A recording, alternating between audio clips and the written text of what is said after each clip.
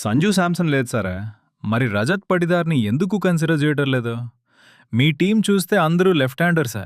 వైభవ్ సూర్యవంశీ, అభిషేక్ శర్మ, ఇషాన్ కిషన్, తిలక్ వర్మ, ఆ రింకు సింగ్, శివం దూబే అంతమంది left handers ఉన్నప్పుడు ఇంకా అక్షర్ పటేల్ లేదు టీంలో. తను కూడా లెఫ్ట్ హ్యాండరే. రైట్ హ్యాండర్ని కన్సిడర్ చేయొచ్చు కదా మిడిల్ ఆర్డర్లో. ఎస్పెషలీ లాస్ట్ 2 years ఐపీఎల్లో విన్నింగ్ క్యాప్టెన్. బ్యాట్తో రన్స్ కొట్టారు.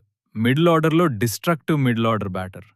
రింకు సింగ్ని రిటర్న్ తేజ్ పట్లు రజత్ పటిదార్ని ట్రై చేయొచ్చు కదా.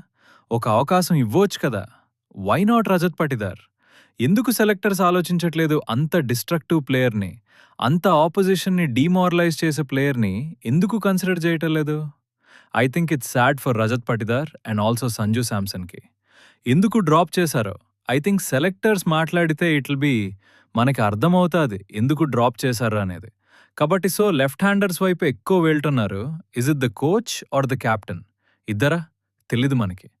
మీరు అనుకుంటున్నారు కామెంట్స్లో రజత్ పటిదార్ ఉండాల్సిందా టీంలో? ఏమనిపిస్తుంది?